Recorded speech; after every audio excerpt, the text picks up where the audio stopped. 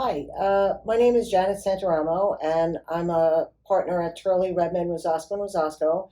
And I'm here with my friend Patrick, who's also a veteran.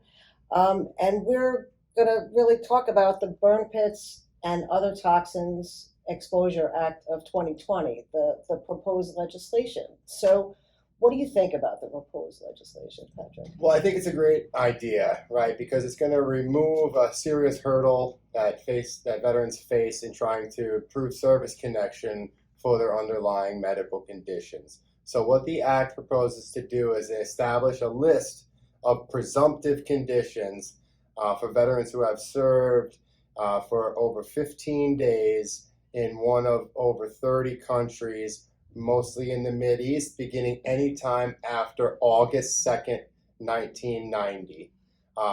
The proposed presumption of conditions would include, but are not limited to, many different lung conditions and any type of cancer.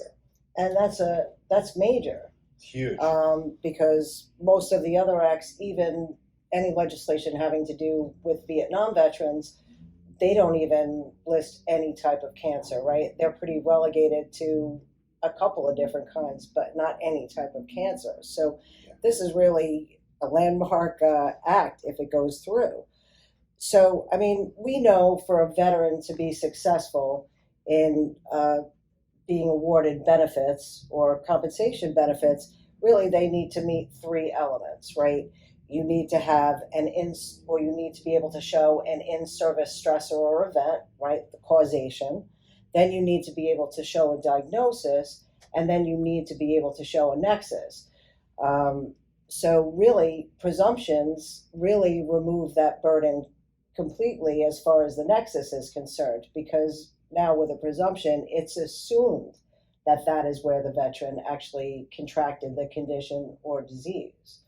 So that makes it a lot easier. I mean, I don't know about you, but at least it's been my experience that most veterans, or for most veterans, the nexus is one of the largest hurdles for them to overcome, because they can say they were here, they were there, but it still doesn't show that wherever they were actually caused the condition. This act will surely alleviate at least that hurdle. What do you think, or what would you suggest your fellow veterans do at this point? Well, if they were exposed to the burn pits for over 15 days since January 2nd, 1990, I would recommend that they register with the burn pit registry through the VA and get that on the record that they were exposed. Because the problem with a lot of the conditions that stem from burn pit exposure is that they take extremely long to manifest themselves. So that's why proving that medical nexus becomes very difficult, because years after having been exposed, now the condition surfaces.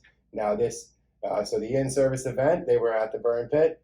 The diagnosis they have, both of those are cut and dry. Now proving the nexus is the most difficult part. So the fact that it's now presumed that that condition was actually caused by the exposure to the burn pit makes the veteran's life so much easier. The burden has now shifted to the VA.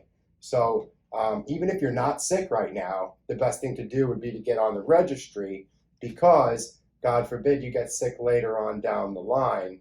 Now it's already known that you were exposed, and at that point you'll have a diagnosis. And if this act comes to pass, you don't have to prove the medical nexus, which would be the toughest part at that point. So it eliminates that, and now the veteran is assumed to have their condition was caused by their exposure. So, I mean, let's talk about what this does for the veteran's family as well. I mean, this is beneficial to the veteran's family because, unfortunately, as we've seen in the work that we do, that many of these veterans are not affected till many years later. Some of these conditions, including but not limited to the cancer, of course, can be fatal. So if the veteran doesn't get on the burn pit registry, doesn't file an intent to file, does nothing, most veteran spouses have no idea as to what to do if the veteran passes. Yeah. If the veteran didn't have a claim pending upon their death, the spouse needs to know that they can get out there and file a claim. Or if the veteran at least has a claim pending, that leaves the spouse the opportunity to substitute themselves as the veteran and hopefully be able to take care of the veteran's children or even the veteran's spouse themselves. So a lot of good stuff can come out of this legislation. Yeah. And we get people calling all the time about a lot of these conditions that are going to be on the presumptive list, or we hope are going to be on the presumptive list. I mean, I agree with you. I think they definitely should get on the burn pit registration.